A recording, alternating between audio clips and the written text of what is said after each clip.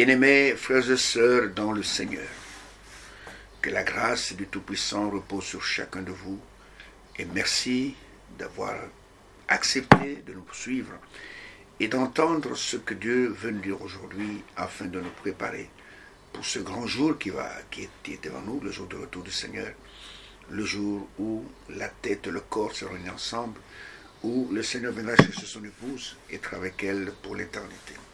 Ainsi, quelle que soit votre communauté, quelle que soit votre coloration spirituelle, quel que soit votre pays, quelle que soit votre couleur de peau, que Dieu puisse réellement vous visiter et que vous puissiez comprendre exactement ce que Dieu veut de toi aujourd'hui et qu'il puisse vous conduire dans toute la vérité pour que vous puissiez être parmi ceux-là qui sont éclairés pour ce temps de ténèbres, ce temps de confusion, mais le Seigneur a promis qu'au temps du soir, il y aura de la lumière. Que la grâce du Tout-Puissant repose sur chacun de vous et que ces bénédictions puissent trouver vraiment place dans votre vie. Ainsi que, quelle que soit votre communauté, quelle que soit votre coloration de foi, si je peux dire, et nous sommes tous des êtres humains et Dieu nous aime, et ce qu'il veut, c'est notre salut.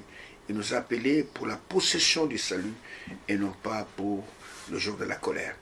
Ainsi, merci pour tout ce que vous faites pour son œuvre. Merci pour vos prières ardentes. Merci pour vos dons en espèces. Merci pour tout ce que vous faites pour soutenir l'œuvre de Dieu dans le monde entier. Et que la grâce du Tout-Puissant repose sur chacun de vous.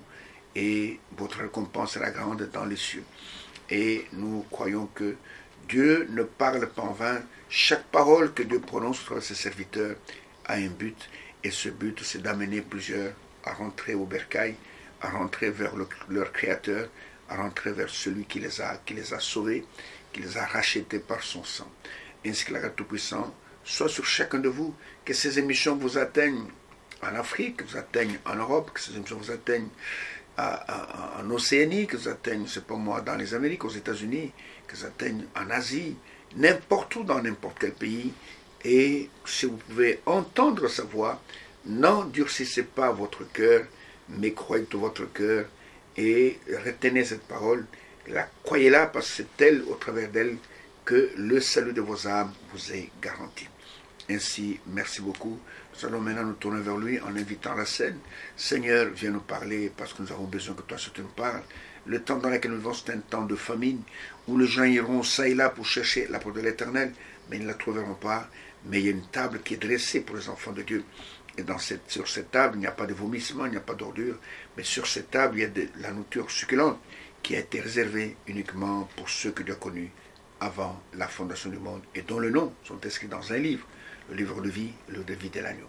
Ainsi que Dieu bénisse, pendant encore une fois, nous allons nous attendre à lui et que lui seul puisse nous parler.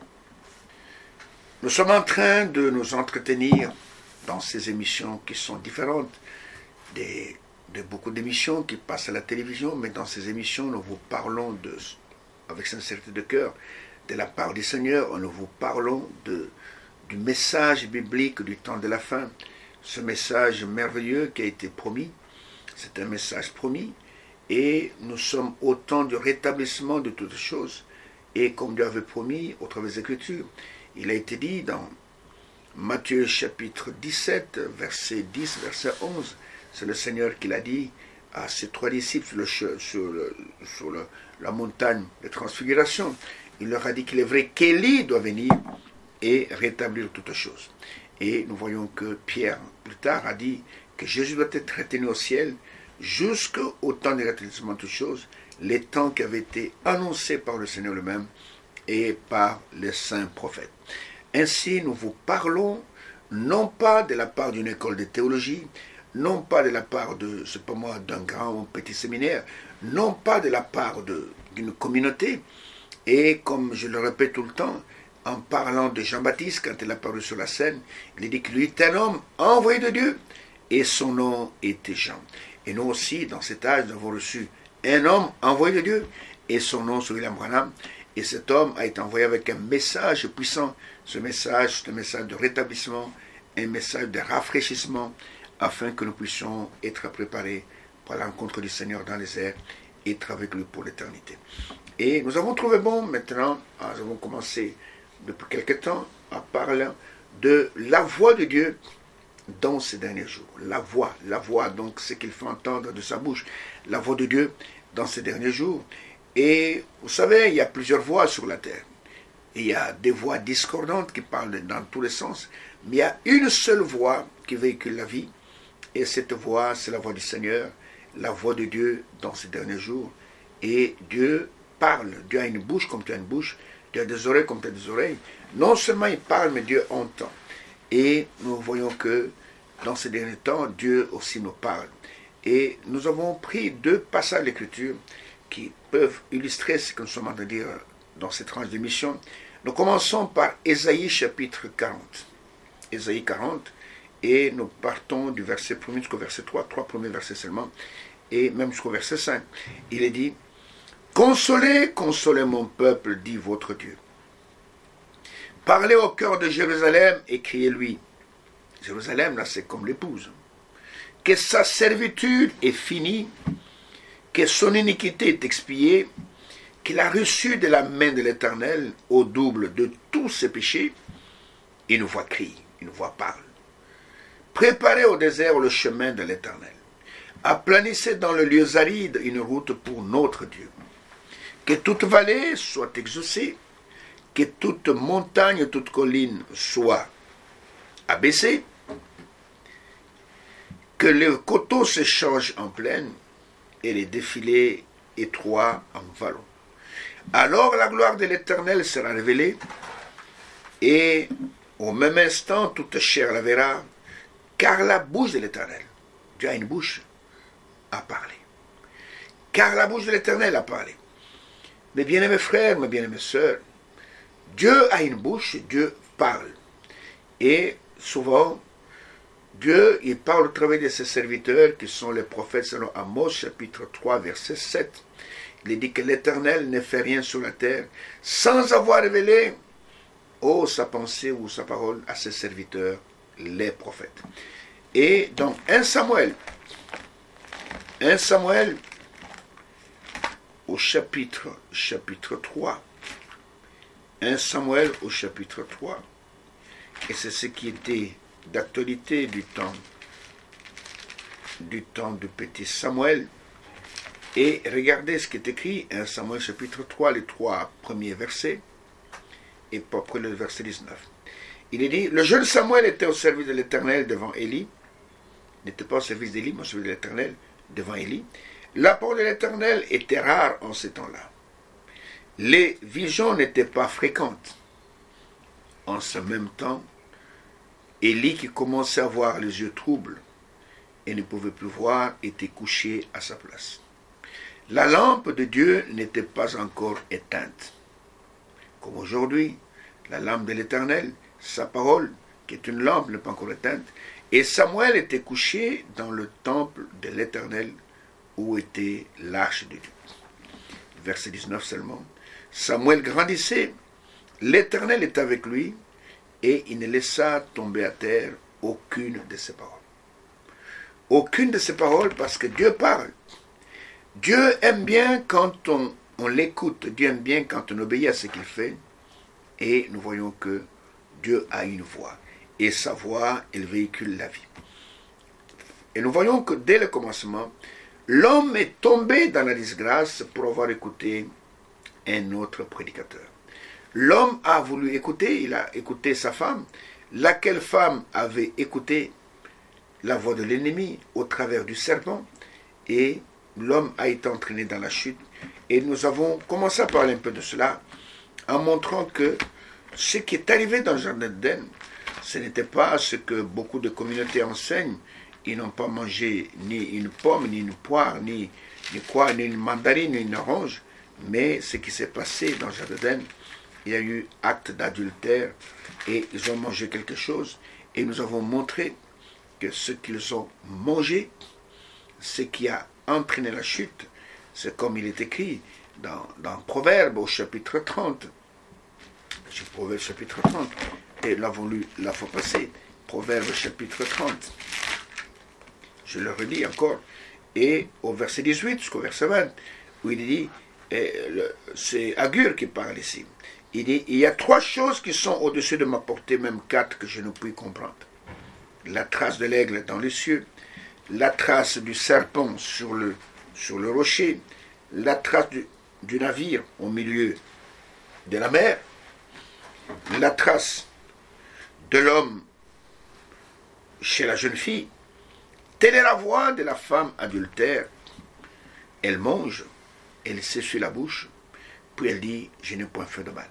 Donc nous avons montré avec les Saintes Écritures, et les Saintes Écritures appuient cela, que ce qui s'est passé dans le Jardin d'Éden n'était pas un acte banal, était tout simplement un acte de relation intime entre le serpent ancien avec la femme d'autrui. Et de cette manière, Satan, au travers du serpent, a pu s'aimer sur la terre sa propre semence. Nous allons le prouver encore une fois ce soir, ou dans cette émission, que Satan a pu, au travers de cela, parce que Satan connaissait les principes de la vie. Satan savait que le serpent était le seul qui avait l'affinité de sang avec le sang humain. Et il savait qu'il pouvait arriver à la procréation. C'est ainsi qu'il est passé par le serpent, parce qu'il voulait avoir aussi, il peut dire, son peuple sur la terre. Et il voulait avoir ses enfants qui pouvaient aussi l'adorer à leur manière. Et Satan est passé par le serpent pour pouvoir donc arriver à ses fins. Il est arrivé à ses fins et il a pu de cette manière, avoir sa semence ou sa postérité sur la terre. Et je vous demande de bien suivre attentivement ce que nous allons dire aujourd'hui. Nous allons encore enfoncer le clou pour prouver cela. Ce n'est pas une doctrine faite de main d'homme, mais c'est la vérité biblique que Dieu a confirmé qu'il a prouvé dans ce temps dans lequel nous vivons. Vous comprenez? Et ce que Frère Branham a prêché sous le titre de la semence du serpent. Et je l'ai dit, ce n'est pas Frère Branham qui a inventé la semence du serpent, c'est Dieu lui-même qui en parle.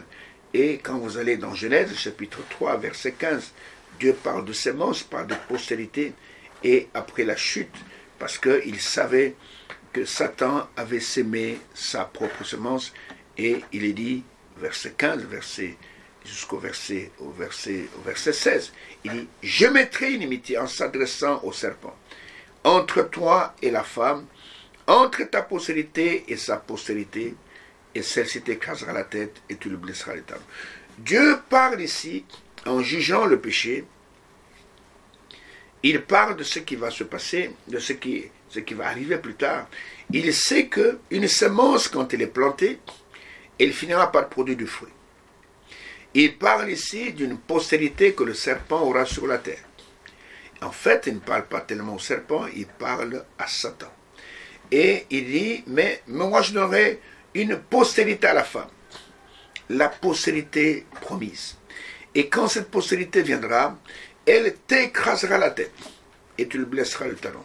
Et cette postérité promise, c'était Christ, comme il est écrit dans Galates chapitre 3 verset 16, que la postérité est promise à Abraham était Christ, ce n'était pas quelqu'un d'autre.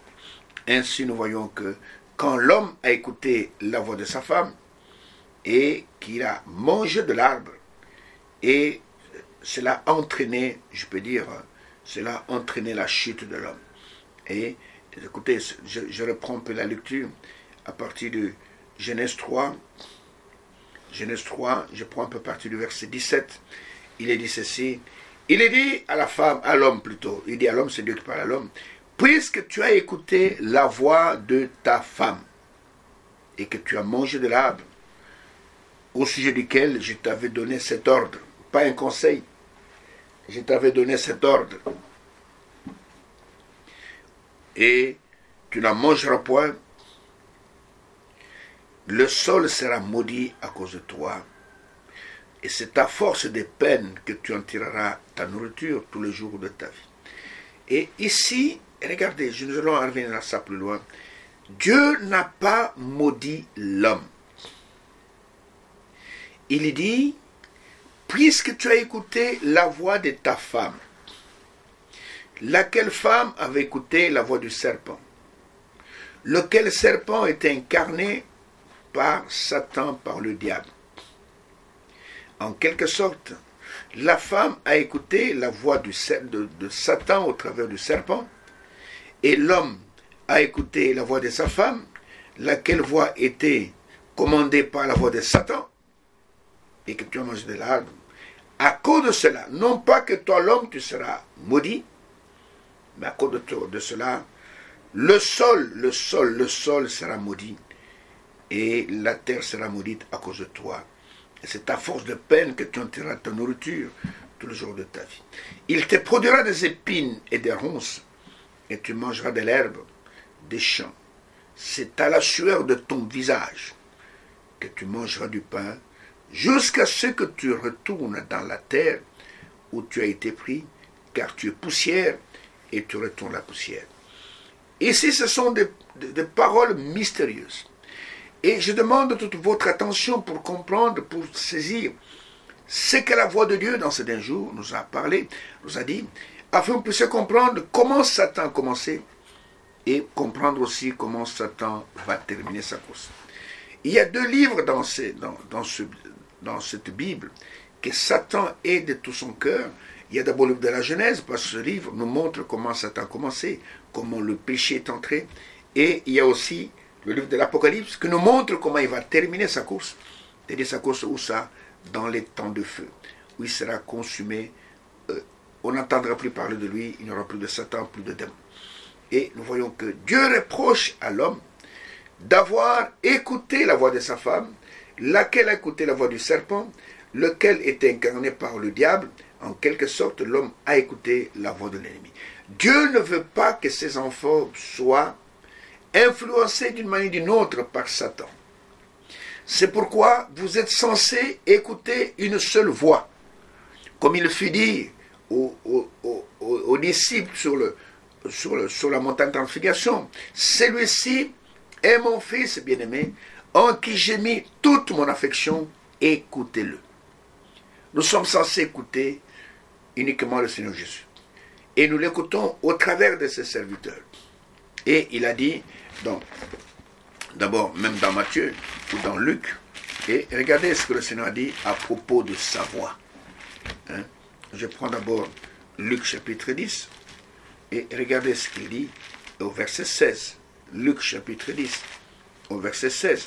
Le Seigneur parlant de sa voix, il dit ceci: celui qui vous écoute, écoutez le vrai serviteur de Dieu, m'écoute. Et celui qui vous rejette, me rejette. Et celui qui me rejette, rejette celui que moi. Celui qui écoute les vrais serviteurs de Dieu. La voix de Dieu, dans leur temps, s'est fait entendre au travers des serviteurs mandatés. Celui qui vous écoute, m'écoute. C'est-à-dire Jésus parle au travers de ses vrais serviteurs. La Bible dit au commencement, dans Matthieu chapitre 28, quand les disciples sont partis pour annoncer la bonne nouvelle, regardez le mystère qui est décrit ici. Et il nous dit que Jésus est monté au ciel. Mais regardez ce qui est arrivé. Et il est monté, c'est vrai. Et il est dit ceci, le 11, verset 16 jusqu'au verset 20. Et c'est mieux que je prenne dans Marc 16. Marc 16. Et à la fin du livre de Marc, et l'évangile selon Marc, et regardez ce qu'il dit. Et verset 15 jusqu'au verset 20, il est dit: puis il leur dit, allez par tout le monde et prêchez la bonne nouvelle à toute la création. Celui qui croira et qui sera baptisé sera sauvé, mais celui qui ne croira pas sera condamné. Voici les miracles qui accompagneront ceux qui ont cru. Et en mon nom, ils chasseront les démons, ils parleront de nouvelles langues, et ils saisiront des serpents, et s'ils boivent quelques breuvages mortels, il ne leur fera point de mal. Ils imposeront les malades, et aux malades, et les malades seront guéris. Et verset 19, verset 20, il dit: le Seigneur, après leur avoir parlé, fut enlevé au ciel, et il s'assit à la droite de Dieu. Passage mystérieux. Et verset 20, et ils s'en allèrent prêcher partout. Le Seigneur travaillait avec eux et confirmait la parole par les miracles qui l'accompagnaient. Au verset 19, on nous dit qu'il est monté au ciel. Au verset 20, il est dit: et quand ils ont regardé le Seigneur monter au ciel, Alors ils se sont dispersés, ils sont allés partout témoigner et témoigner de l'évangile. Mais le Seigneur était avec eux, il les accompagnait partout, confirmant la parole qu'ils prêchaient par les miracles et par des signes. Comment quelqu'un qui est monté au ciel peut-il être en même temps sur la terre et confirmer la parole? Je pose la question, mes amis théologiens. Comment le Seigneur qui est monté au ciel peut en même temps être sur la terre, marchant avec des disciples et confirmer la parole? C'est parce qu'il est Dieu. Comment le Seigneur qui est monté au ciel pouvait-il dire à ses disciples que je suis avec vous tous les jours jusqu'à la fin du monde? Et pourtant nous savons que Dieu est au ciel et nous sommes sur la terre. Mais il dit, je suis avec vous tous les jours jusqu'à la fin des temps. Il est la seule personne qu'on peut invoquer partout où nous sommes. N'invoquez pas Marie, Marie ne peut pas vous écouter. N'invoquez pas Branham, Branham ne peut pas vous écouter. N'invoquez pas Saint-Pierre, Saint-Thomas, Saint-Gabriel, ne peut pas vous écouter. La seule personne qui peut vous écouter à n'importe quelle heure, qu'il soit minuit, qu'il soit 1h du matin, qu'il soit 3h du matin, qu'il soit 6h du matin, c'est la personne du Seigneur Jésus-Christ. Et nous voyons que l'homme est allé écouter une autre voix. Et quand il a écouté cette voix, et cela a créé une brèche pour Satan d'entrer, de s'infiltrer dans la race humaine et de voir une postérité sur la terre. Et le Seigneur dit, je mettrai une amitié entre ta postérité et ta postérité. Et je sais que c'est un os dur pour beaucoup de gens. Ils ne peuvent pas comprendre cela. Ils pensent que nous inventons des histoires. Nous n'inventons pas. C'est une parole fraîchement révélée pour cette heure. Il n'y a que ceux qui sont de peuvent comprendre cela. Mais je vais vous aider quand même avec certains passages. Et je vais vous montrer ceci. La naissance de Caïn et d'Abel était un mystère. Ces deux enfants étaient de jumeaux. Mais l'un était d'Adam et l'autre n'était pas d'Adam. L'autre était le fils du serpent. Et je vais vous le prouver. Prenez avec moi, rentrons dans Genèse. Je vais me référer au chapitre 3, chapitre 4, chapitre 5, pour aider ceux qui peuvent encore être aidés. Et si le Seigneur peut ouvrir votre entendement et que vous puissiez comprendre réellement ce qui est écrit dans la Bible. Nous voyons que, après avoir jugé le péché, et Dieu a prononcé la sentence. Et il a parlé au serpent depuis le verset 14. Il dit, l'Éternel dit au serpent, puisque tu as fait cela, écoute attentivement les paroles qui sont ici, tu seras maudit. Tu seras maudit. Entre tout le bétail et tous les animaux de champ. Tu marcheras sur ton ventre et tu mangeras de la poussière tous les jours de ta vie. Je m'arrête d'abord là. Il y avait un seul juge, c'est Dieu. Il y avait 3 accusés qui étaient devant lui. Le premier accusé, c'était l'homme. Dieu lui pose la question, pourquoi as-tu fait cela? C'était l'interrogatoire. L'homme dit, ce n'est pas moi, c'est la femme que toi, Dieu, tu m'as donnée. Dieu s'adresse au deuxième accusé, la deuxième accusée, c'était la femme. Pourquoi tu as fait ça? Et la femme répond, ce n'est pas moi, c'est le serpent qui m'a séduite. Vous savez ce que c'est que séduire une femme? C'est le serpent qui m'a séduite. J'en ai pris et j'en ai mangé. Au serpent, il n'y a pas de question à poser. La sentence tombe directement. Tu seras maudit entre tout le bétail et tous les animaux du champ, pas entre tous les reptiles. Non, non, non, non. Entre tout le bétail et tous les animaux du champ. Tu ramperas, tu marcheras sur ton ventre, tu n'auras plus de membres. Et tu mangeras de la poussière de la terre tous les jours de ta vie. Tu seras dans la poussière. Voici la sentence du serpent. Et quand Dieu a parlé ainsi, cet être qui était semblable à l'homme a été dégradé du rang des animaux de champ. Il est tombé dans la catégorie des reptiles. Imaginez-vous, il y avait 3 accusés, tous étaient debout, le serpent c'était un géant, il peut faire à peu près 3 mètres, l'homme était là et la femme était là. Et quand Dieu a prononcé la sentence, on a vu simplement la personne qui était debout devenir un reptile. Et le langage qu'il avait, parce que le serpent parlait, il ne parlait plus. Il n'aimait plus que des sifflements. Vous comprenez? Et Dieu a fait disparaître ce sang. Le sang qui a permis que ce péché puisse arriver. Dieu a détruit ce sang. Aucun scientifique ne peut trouver la trace de ce sang. C'est le chaînon manquant dont les biologistes parlent en faisant le classement des sangs entre l'homme et le chimpanzé. Il manque un sang, c'est le sang du serpent ancien. Et tu mangeras de la poussière tous les jours de ta vie. Je vais vous dire plus tard pourquoi Dieu a maudit le serpent. Mais regardez ce qui va arriver après. Ils étaient tous coupables. L'homme était aussi coupable. Mais l'homme n'a pas été maudit. Dieu dit, la terre sera maudite à cause de toi parce que tu as écouté la voix de ta femme. Et à la femme, elle n'a pas été maudite. Dieu dit seulement à la femme, j'augmenterai la souffrance de tes grossesses. Tu enfanteras avec douleur, et tes désirs se porteront vers ton mari, et il dominera sur toi. Il n'y a pas de malédiction ici. Il y a ce que j'appelle des punitions. L'homme et la femme ont été punis, sauf le serpent a été maudit. De tous les 3, le serpent seul a été maudit. Ici, j'ouvre une parenthèse qui va faire bondir les théologiens, qui va faire bondir des pasteurs. Parce que celui que Dieu bénit, il ne peut plus le maudire. Si Dieu a placé sa bénédiction sur toi, personne ne peut le maudire. Regardez quand par exemple Balaam a été appelé par Balak, Balak voulait maudire Israël. Et Balaam dit à Balak, plutôt l'Éternel dit à Balaam, tu ne peux pas maudire ce peuple.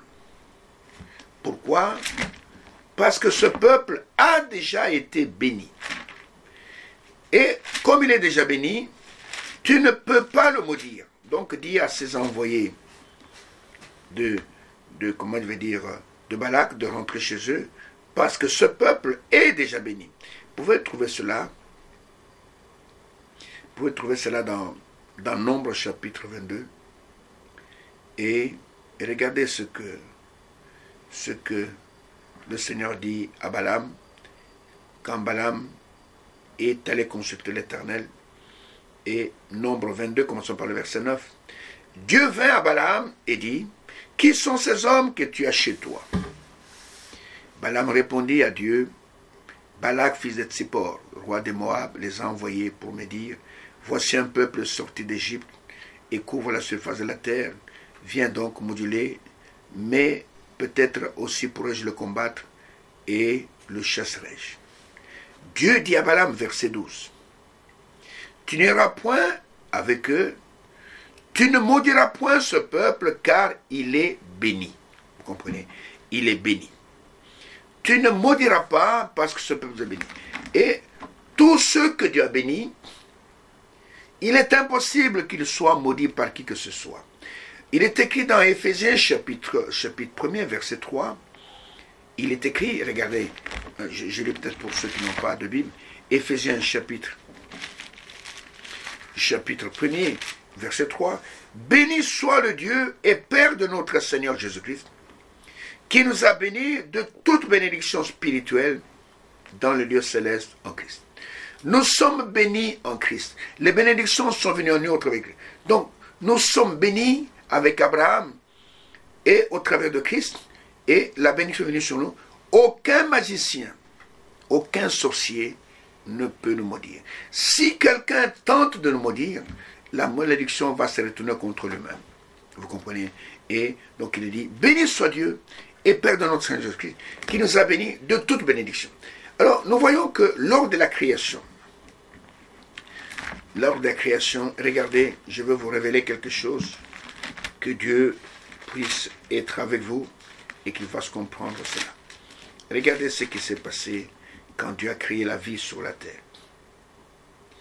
Et nous prenons par exemple, je ne veux pas lire tout, prenez Genèse chapitre 1er, je veux prendre simplement à partir du verset 20, où il est parlé de la vie dans les airs et dans les mers. Après, il y aura la vie sur la terre. Il est dit ceci, verset 20, Genèse chapitre 1er.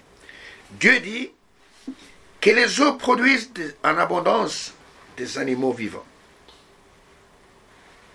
et que des oiseaux volent sur la terre vers l'étendue du ciel. Dieu créa les grands poissons et tous les animaux vivants qui se meuvent et que les eaux produisent en abondance de leur espèce.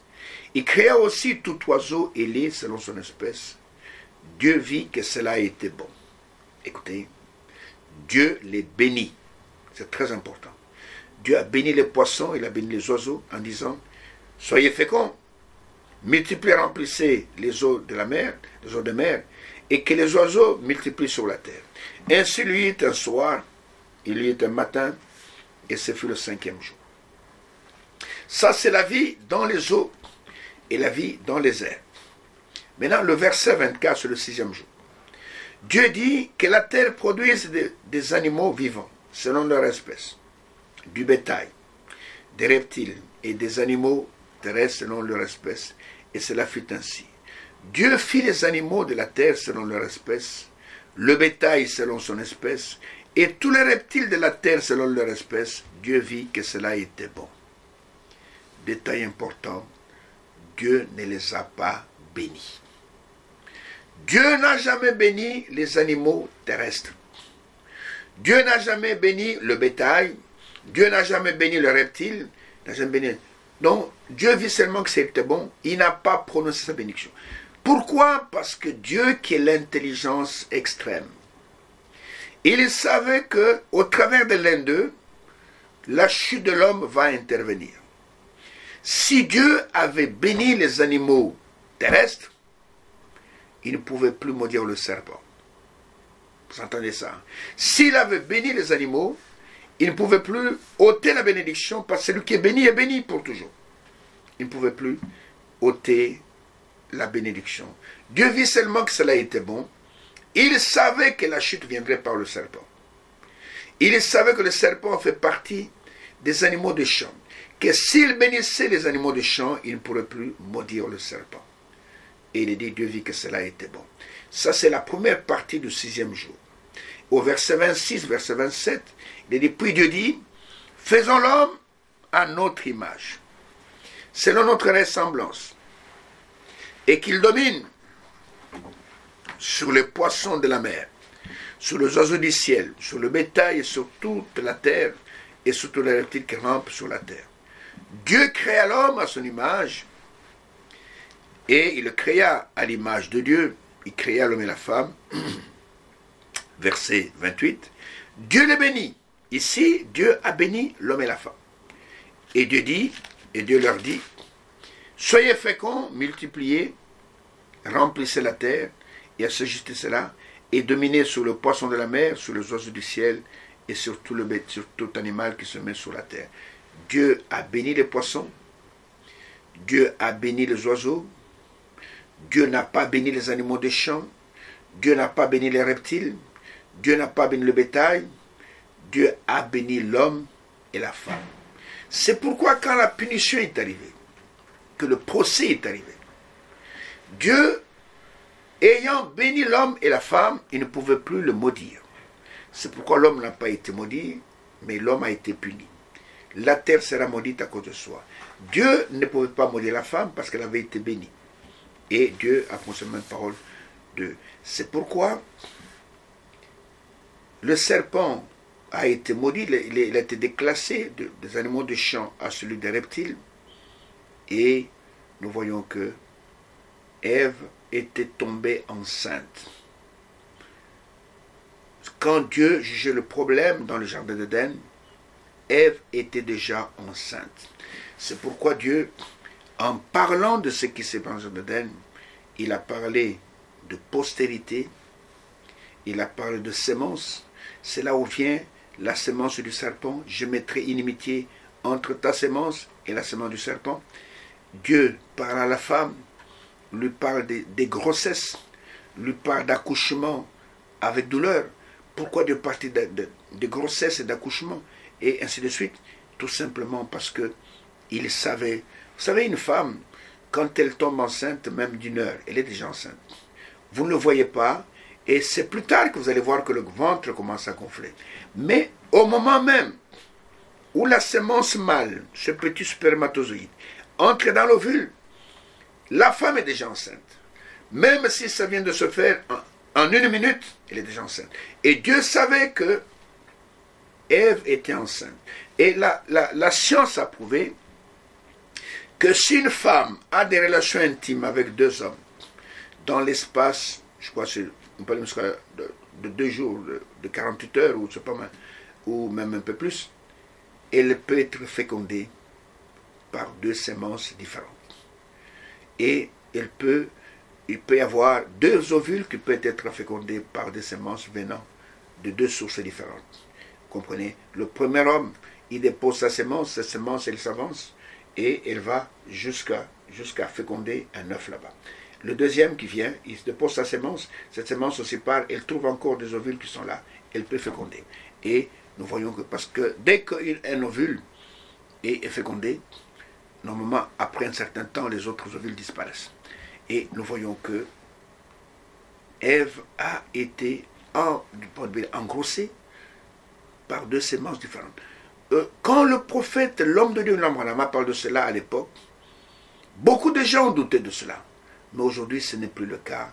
Aujourd'hui, c'est répandu dans le monde entier. Il y a des gens, des femmes qui ont mis au monde des jumeaux et avec des maris différents. C'est prouvé. J'ai dans mon bureau, j'ai des articles qui montrent cela. C'est arrivé au Vietnam, c'est arrivé en Afrique du Sud, c'est arrivé en Turquie, c'est arrivé même ici à Kinshasa. J'ai vécu, je vous ai raconté ça, cette expérience, où en parlant de ce que je parle maintenant, et une dame a pris la bande d'une des émissions où je parle de ceci, et elle a donné à une de ses amies. Cette amie avait des jumeaux, dont le mari doutait que le deuxième soit son enfant. Et il a commencé des problèmes. Et ils sont allés faire des tests d'ADN. Et on a prouvé que le deuxième enfant n'était pas de son mari. Vous comprenez? C'est prouvé aujourd'hui. Et vous savez, parfois, c'est arrivé où une femme blanche a mis au monde un enfant tout à fait blanc et un autre qui était un enfant métis. Et quand on a mis des enquêtes, elle avait un amant noir. Et donc, il a conçu de son mari, l'enfant blanc, et l'enfant métis venait de son amant. Donc, nous voyons que la Bible, c'est un livre merveilleux. C'est un livre merveilleux. Dieu voulant, peut-être dans les émissions qui vont suivre, je peux prendre quelques de ces articles, je vais vous le montrer, pour que ceux qui sont incrédules, qu'ils puissent croire. Mais maintenant, rentrons dans la Bible. De ces 2 enfants, Caïn n'était pas enfant d'Adam. Je vous le répète, Caïn, vous ne trouverez nulle part dans cette Bible où Caïn est associé à quoi que ce soit avec Adam. D'abord, quand Dieu a chassé Adam et Ève du jardin d'Éden, voilà la première chose. Regardez. Prenez avec moi Genèse chapitre 3, rien que le verset 20. Si les écailles peuvent tomber de vos yeux, que Dieu soit loué pour cela. Quand Dieu a parlé à l'homme qui soit dans la poussière, il a dit, Adam donna à sa femme le nom d'Ève. Car, écoutez, elle a été la mère de tous les vivants.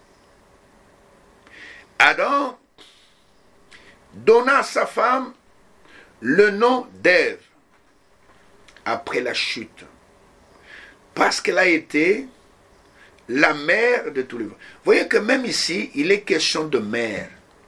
Pourquoi avant on n'en parlait pas de mère de tout ça? C'est après la chute. Elle a été la mère de tous les vivants. Mais je défie tous les théologiens, tous les lecteurs de la Bible, de me montrer un seul verset où il est écrit « Adam fut le père de tous les vivants ». Montrez-moi un seul verset où il est écrit Adam fut le père de tous les vivants. Le mot Adam signifie l'homme. Mais Ève signifie la mère de tous les vivants. Vous savez, dans une famille, l'homme ne peut jamais amener une semence étrangère dans sa famille.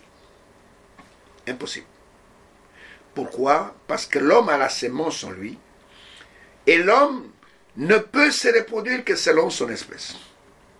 Mais la femme est un champ où on peut s'aimer n'importe quelle semence. La femme est celle qui peut amener dans la famille une semence étrangère. Une femme peut nous amener un Chinois dans la maison, dans la famille. Elle peut nous amener un Brésilien. Elle peut nous amener un Belge, un Français. Parce que quand elle reçoit la semence d'un Chinois, elle va vous mettre au monde un Chinois. Elle reçoit la semence d'un Français, elle va vous mettre au monde un Français. Mais l'homme, il peut prendre une femme étrangère, mais il mettra toujours au monde sa propre semence. Il est incapable de mener une semence étrangère. Et la femme fut appelée Ève, ce qui signifie la mère de tous les vivants, sans exception. Tous ceux qui sont sur la terre, la bonne et la mauvaise semence, nous sommes sortis d'une seule femme. Cette femme, c'est Ève. Et je vais vous prouver maintenant par les Écritures que Caïn n'a jamais été fils d'Adam. Et ne sera jamais fils d'Adam. Et je vais vous le prouver, non pas par des citations du prophète, non. Je vais vous le prouver par les Saintes Écritures. Quand vous prenez Genèse chapitre 4, Genèse chapitre 4, c'est vrai, il est écrit, Adam connut Ève, sa femme, elle conçut et enfanta Caïn. Et les gens, quand ils lisent ça, ils disent, écoutez, c'est ça le verset qui prouve que Caïn est fils d'Adam. Adam connut Ève, sa femme, mais il a déjà connu là-bas. Le manger dont il est question au chapitre 3, c'est le manger, ils ont mangé l'acte sexuel. Et ici, au chapitre 4, Ève est déjà enceinte. Une femme qui est déjà enceinte, même si on est notre homme, elle sera plus fécondée. Et elle enfanta Caïn. Et elle dit, écoutez, elle dit, j'ai acquis un homme de par l'Éternel. C'est normal, c'était la loi de Dieu. Quand une semence tombe dans la bonne terre, doit se reproduire. Elle enfanta encore son frère Abel, ils étaient des jumeaux. Abel fut berger et Caïn fut laboureur. Au bout de quelque temps, Caïn fit à l'Éternel une offrande des fruits de la terre. Et Abel, de son côté, fit une des premiers-nés de son troupeau et de leur graisse. L'Éternel porta un regard favorable sur Abel et sur son offrande, mais il ne porta pas un regard favorable sur Caïn et sur son offrande. Caïn fut très abattu et son visage fut... Et Caïn fut irrité et son visage fut abattu. Vous voyez ici, d'abord, quand il a fallu qu'il puisse adorer, ces enfants qui sont nés, Ève a allaité Caïn et elle a allaité Abel, mais ils ne savaient pas que l'un était l'enfant du serpent et l'autre était l'enfant de son mari. Il pouvait prendre Caïn dans ses bras, le bercer, le chanter, de beaux cantiques pour que Caïn puisse s'endormir, mais il portait dans ses bras un petit serpent. Et les descendants du serpent ancien, elle ne le savait pas. Et elle prenait aussi Abel, et elle chantait aussi pour lui, et elle ne savait pas. Il a fallu que ces enfants puissent grandir. C'est là qu'on va découvrir la nature de l'un et de l'autre. Et quand il a fallu offrir l'offrande, regardez ici, il est écrit dans Hébreux au chapitre 11, que c'est par la foi qu'Abel offrit un sacrifice plus excellent que celui de Caïn. C'est par la foi qu'Abel a offert. C'est-à-dire, la foi, c'est une révélation. Et Abel a reçu la révélation que c'est à cause du sang que le péché est entré. Donc pour calmer la colère de Dieu, il faut qu'une vie soit donnée. Il faut qu'un sang soit versé. Et Abel a pris les premiers-nés de son troupeau. Mais Caïn n'avait pas la révélation. Caïn a pris les fruits de son champ, il l'a mis sur l'autel, il l'a décoré avec des fleurs. Dieu n'a pas pris cela en considération parce que ce n'est pas les fleurs qui vont apaiser la colère de Dieu. Et Dieu a regardé favorablement l'offrande d'Abel et il n'a pas regardé l'offrande de Caïn. Écoutez, je continue un peu la lecture jusqu'au verset un peu plus loin. Vous allez comprendre pourquoi je fais ça. Et il est dit ceci. Et l'Éternel dit à Caïn, verset 6, « Pourquoi es-tu irrité et pourquoi ton visage est-il abattu ?» Lui savait qui était Caïn. « Certainement, si tu agis bien, tu relèveras ton visage, et si tu agis mal, le péché se couche à ta porte, et ses désirs se portent vers toi, mais toi, domine sur lui. » Écoutez, cependant Caïn adressa la parole à son frère Abel. Mais comme ils étaient dans les champs, Caïn se jeta sur son frère Abel et le tua. Vous voyez quel type de semence il était. Un meurtrier, le premier meurtrier. Vous allez voir, je vais vous lire dans Jean chapitre 8, ce que Jésus dit à propos de ce meurtrier. Et tua. L'Éternel dit à Caïn, « Où est ton frère Abel ?» Il a répondu, « Je ne sais pas. Suis-je le gardien de mon frère ?» Voilà, il répond de manière impolie au Créateur. Et Dieu dit, « Qu'as-tu fait? La voix du sang de ton frère crie de la terre jusqu'à moi. » Écoutez, écoutez, verset 11. « Maintenant, tu seras maudit de la terre, qui a ouvert sa bouche pour recevoir de ta main le sang de ton frère. » Adam n'a jamais été maudit. Ève n'a jamais été maudite. Voici quelqu'un que Dieu va maudire. Pourquoi? Parce qu'il n'était pas l'enfant d'Adam, il n'était pas descendant d'Adam, et son père avait déjà été maudit, et la malédiction a suivi son fils, et qui était Caïn, et Dieu a maudit Caïn. Si Caïn avait été fils de Dieu, Dieu ne maudit pas ses propres enfants, parce que ses enfants sont déjà bénis. Et nous voyons que Caïn a été maudit. Maintenant, écoutez attentivement. Si vous allez plus loin dans Genèse chapitre 4, on vous donne là les descendants de Caïn détachés de la descendance d'Adam. Et ce sont des criminels. Ce sont des gens qui ont soif du sang de la vengeance. Ils veulent se venger. Et je peux lire rapidement du verset 16 jusqu'au verset 24. Voilà la descendance de Caïn qui est détachée complètement de celle d'Adam. Il dit, puis Caïn s'éloigna de la face de l'Éternel, habita dans la terre de Nod, à l'Orient. Caïn connut sa femme, devenait sa femme, c'était une fille d'Adam. En ce moment-là, Dieu a permis que les hommes puissent se marier entre frères et sœurs. Et le conçut, enfanta Enoch. Il bâtit ensuite une ville. Ce sont des gens très intelligents, les enfants de Caïn. Et le premier ingénieur qui a bâti une ville, c'est Enoch. Et il donna à cette ville le nom de son fils. Donc c'est Caïn plutôt de son fils, le nom d'Enoch. Enoch engendra Irad, Irad engendra Mehujael, Mehujael engendra Métouchaël, Métouchaël engendra Lemec prit 2 femmes, le nom de l'une était Ada, et le nom de l'autre était Tsila. Ada enfanta Jabal, il fut le père de ceux qui habitent sous des tentes et près des troupeaux. Donc, vous comprenez, des bergers. Le nom de son frère était Jubal, il fut le père de tous ceux qui jouent de la harpe et du chalumeau, le père des musiciens, le père de tous ces rappeurs. Leur père s'appelait Jubal, et Tsila, de son côté, enfanta Tubal-Caïn, qui forgeait tous les instruments d'airain et de fer, des savants. La sorte de Tubal, Caïn était Nama. Le mec dit à ses femmes, à Tsila, écoutez ma voix, femme de le mec, écoutez ma parole, et je tuai un homme, des assassins, pour ma blessure, et un jeune homme pour ma meurtrissure. Caïn sera vengé 7 fois, et les mecs 77 fois.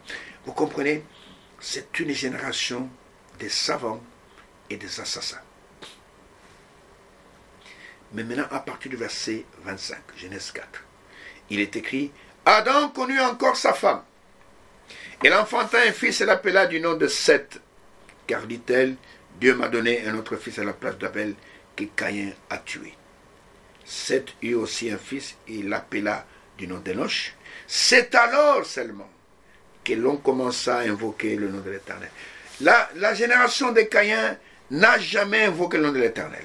Elle est assoiffée de meurtre, assoiffée de science, et elle n'a jamais invoqué le nom de l'Éternel. Et à partir du chapitre 5, écoutez, verset 1er, il est dit, « Voici le livre de la postérité d'Adam. Lorsque Dieu créa l'homme, il le fit à la ressemblance de Dieu. Il créa l'homme et la femme, il les bénit. » Voilà. Et il les appela du nom d'homme lorsqu'ils furent créés. Adam, âgé de 130 ans, engendra un fils à sa ressemblance, et selon son image, il donne le nom de Seth. Les noms de Caïn ne figurent pas ici. En parlant de la descendance d'Adam, on commence par Seth parce qu'Abel a été tué. Et il dit, Adam, qui était créé à la ressemblance de Dieu, engendra un fils à sa ressemblance. Pourquoi on ne parle pas de Caïn ici? Il n'a jamais été fils d'Adam. Ce sont des mystères cachés depuis tout le temps et que Dieu a révélés dans ce temps-là. Quand vous allez dans 1er Chronique, chapitre 1er, du verset 1 au verset 4, il nous parle des descendants d'Adam jusqu'à Noé, jusqu'au fils de Noé. Il est dit, Adam, Seth, Caïn ne figure pas, Enoch, Kenan, Mahalalel, Jéred, Enoch, Methuselah, Lémec, Noé, Sem, Cam et Japhet. Le nom de Caïn ne figure pas ici. Le nom de... Est-ce que celui qui écrit, celui des Chroniques, a oublié? Non, il n'a pas oublié. Tous ces gens ont écrit sous l'inspiration du Saint-Esprit. Le livre de la Genèse a été écrit par Moïse. Moïse, par le Saint-Esprit, a écarté les deux descendances de Caïn et d'Adam.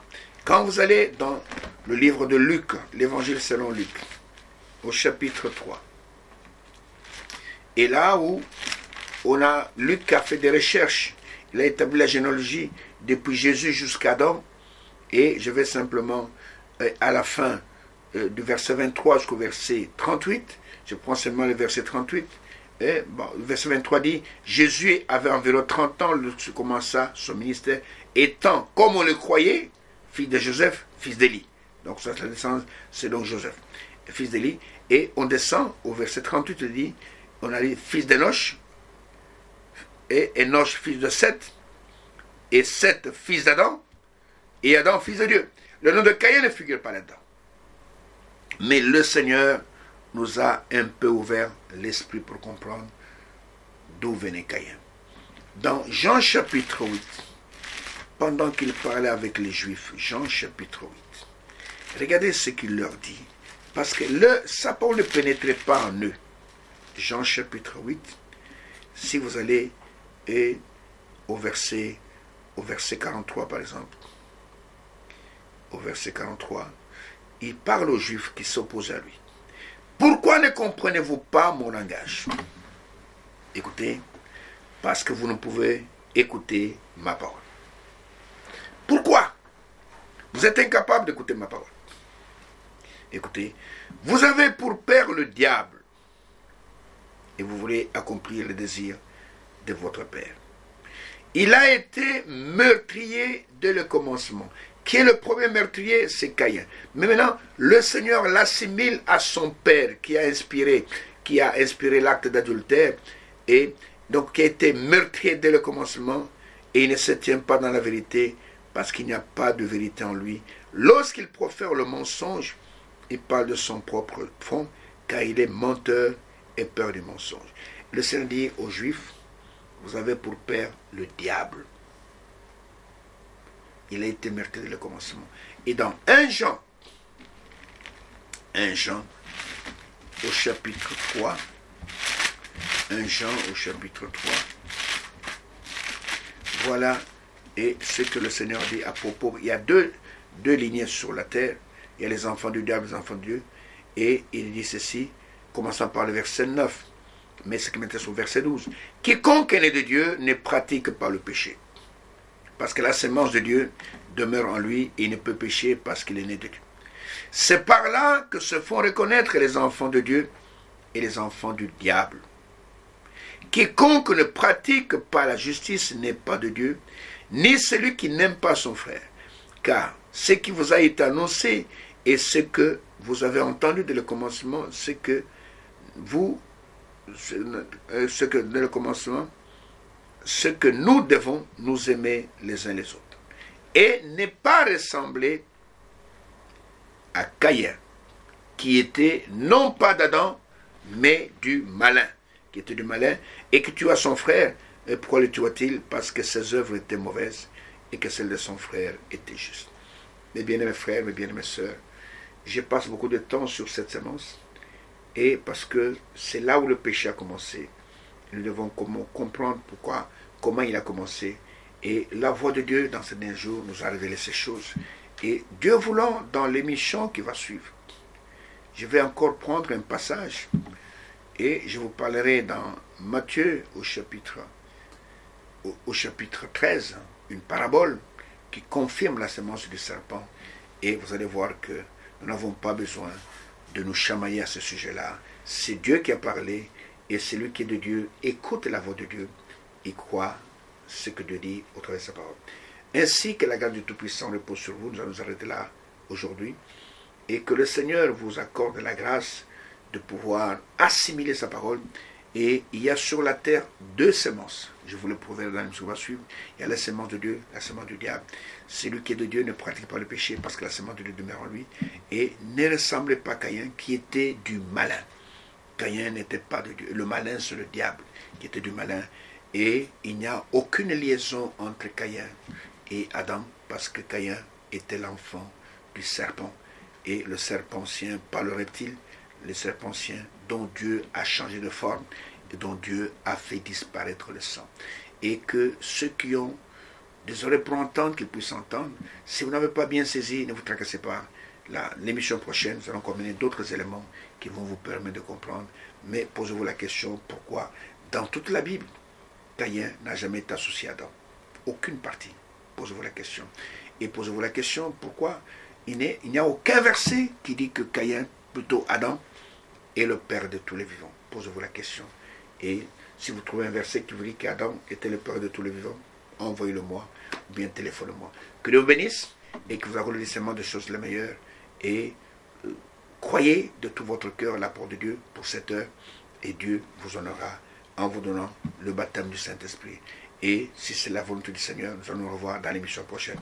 En attendant, priez pour moi comme je prie pour vous. Et que Dieu vous bénisse richement.